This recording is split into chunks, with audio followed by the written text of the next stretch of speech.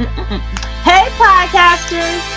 Hello. It's the Ladies Free Watching Wine, and we are here bringing our book to movie adaptation of I Know This Much Is True by Wally Lamb. Yes, Lamb. Yes. So we can go ahead and dive right in. What are we drinking today? Well, I know this much is true. What are we drinking today? We are drinking Clean Slate Riesling. It's a little sweeter than I like, but still has. I'm gonna tell you something, girl. We be on point, girl. Well, it's a great price for one, hence why we both got it. But it has like these, like an apple kind of like citrus aftertaste to it, which is pretty good. I like that. That Very sounds good. delicious. It has like a It's good. crisp to it. It's not super sweet. It's like in the middle, like not like you guys would enjoy it. For me, it's a little sweeter than I normally would like, but because it's been like 100 degrees outside, it's so refreshing when it's cold. So I will drink it. But it's really good. It has that crisp taste to it and decent price. So try it out. Very, very good. Yum yum. All right, so what do y'all think about the book?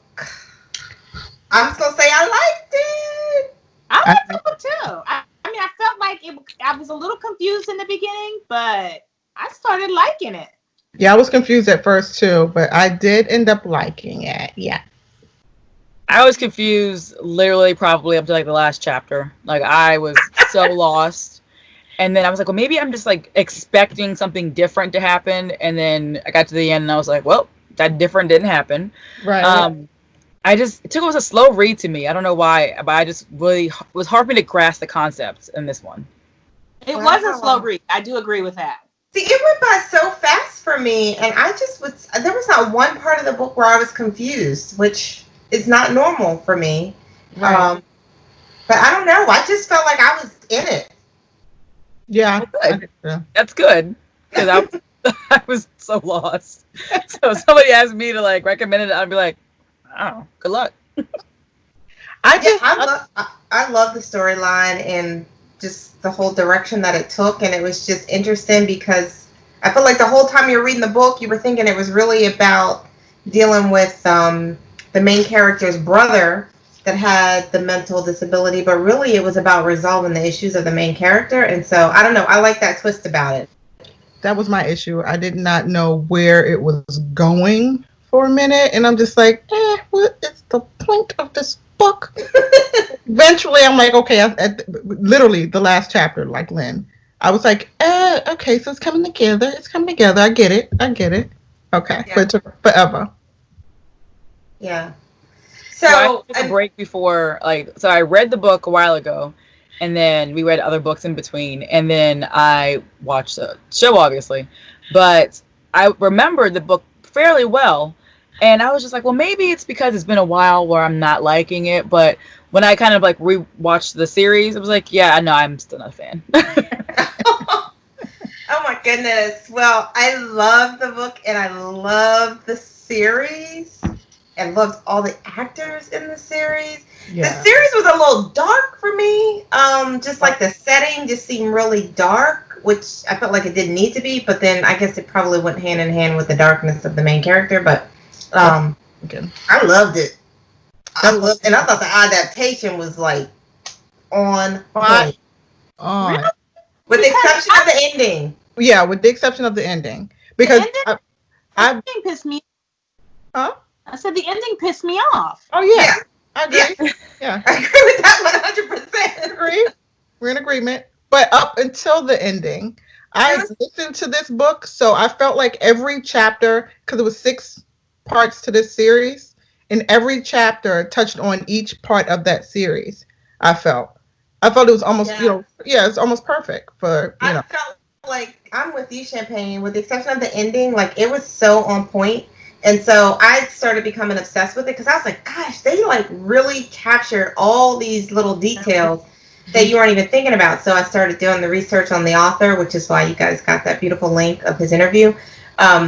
But he usually does movies, and I mean the director was saying that this was his first time converting a story into a series, and he loved it so much because he could capture everything and he didn't have to narrow it down to this 2-hour platform.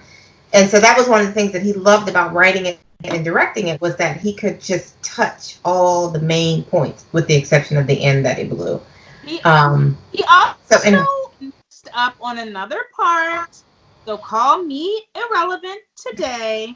But I was upset over the ending, and I was upset because remember the brother actually knew about who their dad was the entire time, pretty much. And the cousin in the book. That, yeah. And I felt like that would have made much more significance had he not changed it. And at the end of the book, also, the two brothers kind of had another little connection. You could tell that they were going to continue their relationship, and I don't think that actually came across in the movie at all. So I agree with you with that connection of the cousin, because that sort of sealed the relationship between the twin brother and the mom and how they connected. Mm-hmm. But I don't think it was relevant to the storyline. Well, to me, irrelevant, Rhea. Irrelevant. No, to me, the cousin actually hated him, and he hated him partially because he thought they knew, right? When in reality, they didn't know. So that's why I mean, at least he didn't know. So that's why I liked that secondary continuation of their relationship, because he was able to say, "Wait, how did you not know? I mean, your brother knew." They did do that in the movie. No, but he didn't say your brother knew. No, he didn't say your brother knew. What happened in the book was Thomas was the one that told him, was like, out of the blue, they was at the little girl's gravesite, and it was like, she's our cousin. He was like, what are you talking about? And just kind of brushed it off. Yeah. In the book. So they didn't tie that together, but they did still connect their relationship. And the dad really really the book kind of came out, like the story that was being written is really what helped him connect the two rather than the father telling him. Right. They had to give what's her name a significant role, so they had to make that book have some point. What's her name? The actor that played the lady that was doing the transcribing. I mean, that was sort of a piece that they threw in there that I'm like, it wasn't necessary, but it didn't take away from the storyline. So got on my nerves, and then she had to have a relationship with the other guy in the hospital. I'm like, what? Come on, man. Come on. Stick with this. We were doing good. Stick with the daggone storyline. So the other thing that the director said about the ending is that it was intentional, like that he changed the ending because he wanted it to be more mysterious, to make it thought-provoking. If he'd have followed the ending of the book, it would have just been completely conclusive. And I'm like, yeah, and that's what I needed. At least you could have made Joy give her daughter to them because of the HIV and all that stuff. At least leave on that term, and just we can leave. Use our imagination to figure out whether they got back together or not with the little girl. Obviously, But let me tell you something. He can act his butt off, and I mean, there was so many scenes where I really thought I was looking at two people. Yeah. But I'm just saying, what I thought was so hysterical was really when Joy was in there talking about the baby, and he just was like, that was, it's just like, what are you laughing at? And I was like, oh my God, so typical. She's like, we're going to have a baby, a family. And he's like, Really? Wait. You sure about that? And then she goes, the nurse, oh, nurse, something's wrong. He's talking crazy. He is talking crazy. Wait a minute. Close the curtain. Open the curtain. Well, where'd she go? Right.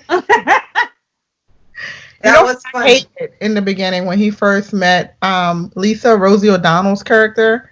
I was like, would you just listen to him already? And then at the end, you talking about, oh, I should have listened. Really? You think? Yeah. I loved her character, though. Man, she nailed that role. I love her character, too. I think she did a great job, even though she makes me sick sometimes. I really think she did a great job. But I wanted the movie to do more.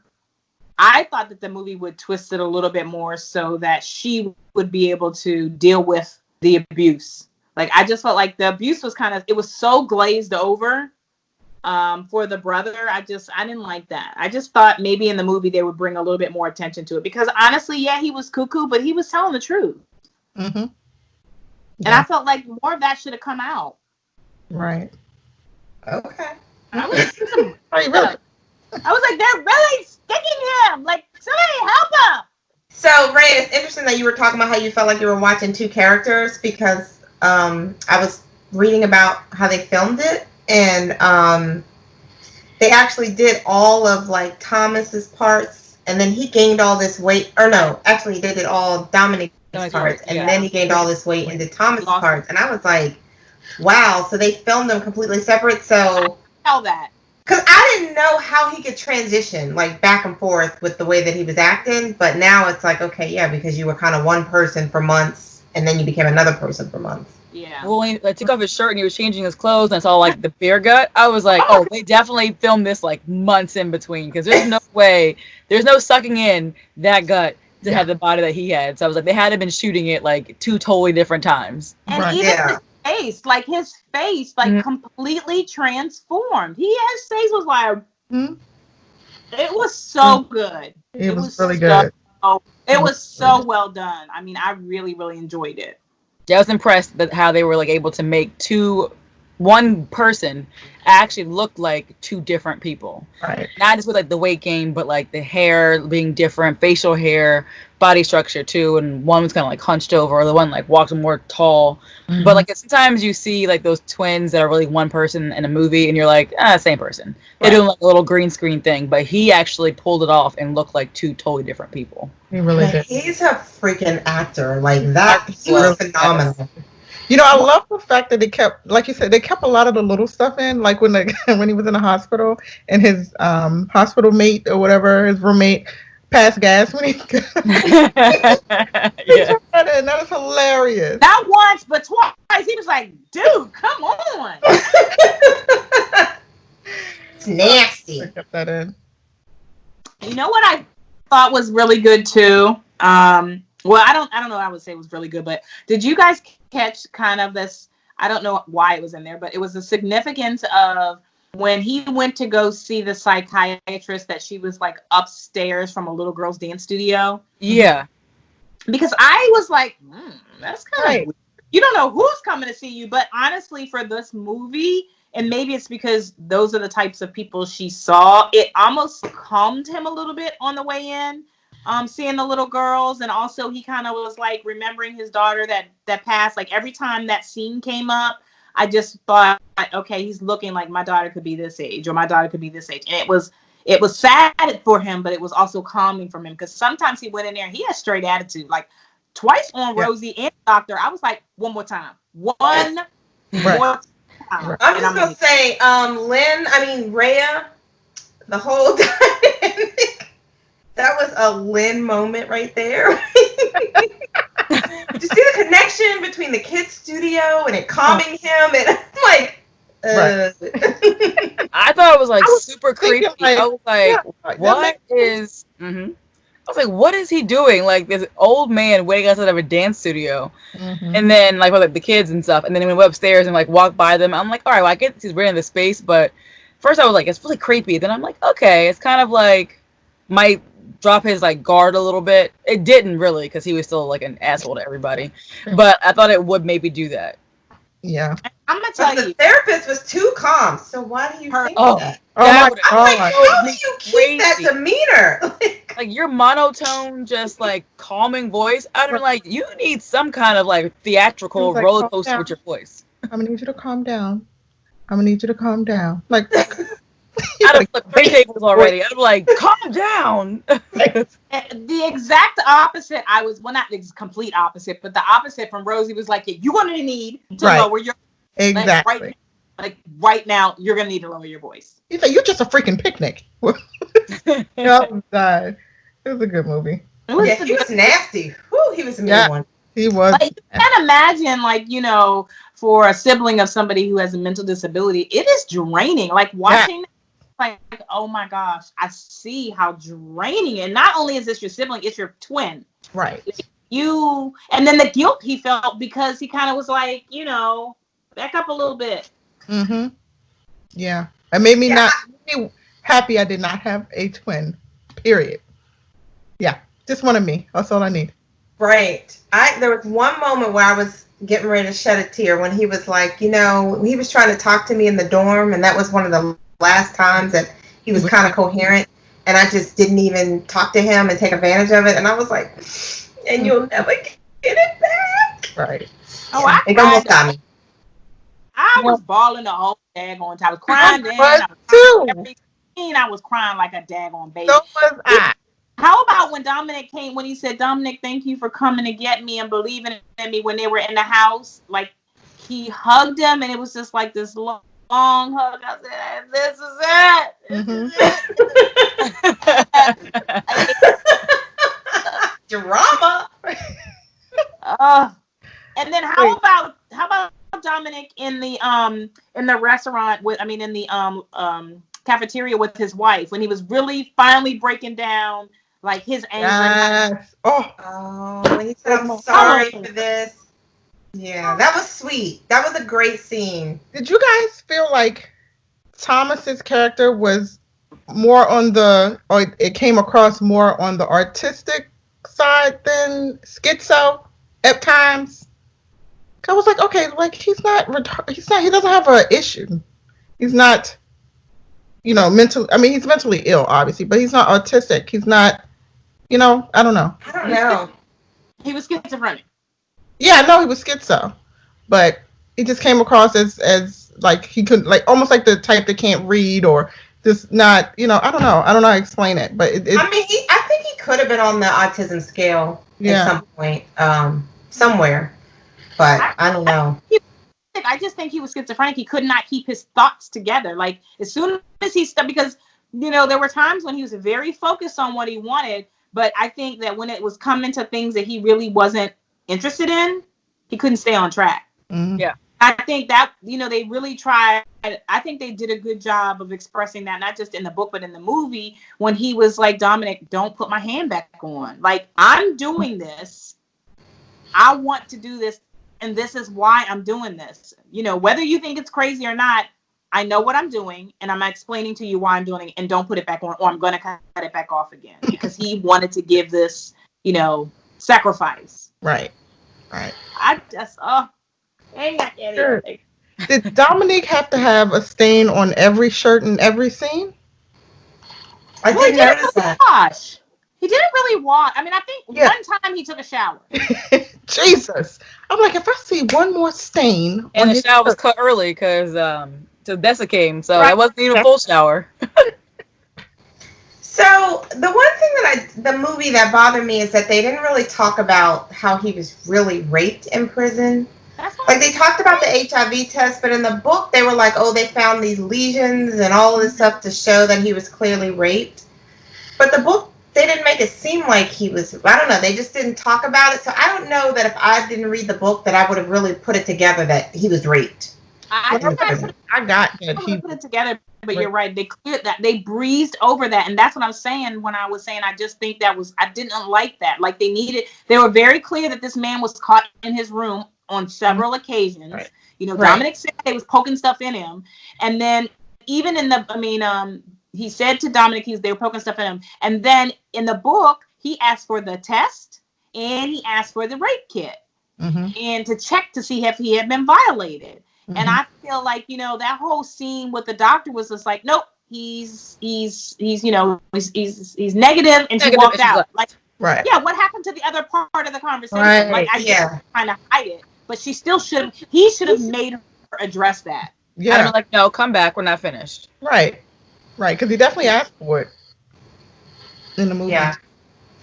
I wanted to strangle their dad when he was trying to tell them who his real dad was, and he was just dragging it. I was like, would you spit it out already? He was like, what is it, Ray? Who is it? Like, what? Tell me already. Jesus. I'm just That's because you read the book first, and you knew the answer. Right. Like, Henry who? Right. Can you give me a little bit more information and stop talking so slow? I need to know. Hyper? But Ray went from dang near dying to popping back like, hey. Exactly. And I was like, wait a minute. And I honestly, I don't remember the funeral scene. So somehow I missed that in the book. Because I don't remember, like, everybody coming home and then going off and all that. I just don't remember that in the book. I mean, I thought it was great, that happened in the book. I don't even remember. So I'm like, I must have, like, dozed off or something. Right. Hit the page. Yeah, no, they did that. They talked about that in the book. I actually was anticipating that scene. Mm-hmm. It was so good. Yeah. It really was. It really was. And then also when she was playing the recording of him talking about how smart Dominick was and all that. I didn't cry there, but I felt it. I cried on a lot, so I can't even break down to the parts that I cried on because it's pretty much all of it. I feel like I was constantly crying every scene. I didn't cry as much in the book when I was reading the book. I mean, there was times that I did cry, but I feel like the series, it was just like snot dripping. It was an ugly cry too. I'm dead.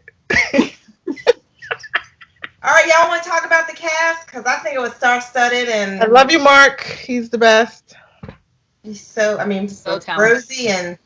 What's the lady that played Thomas's wife? She's usually in all the comedies. Her too. She's always in the comedies, yes. I love her in comedies. She's hilarious. What'd you say, Lynn? Catherine Hahn. Yes. Mm-hmm. She actually is in a different show, Mrs. Fletcher, and it was only on for one season, but it was so good. So I was kind of happy that I was seeing her again in another series because it was cut off or canceled. So I was like, yes, she's in this one because she's so talented. Mm-hmm. She is. I just need her to comb her hair one day.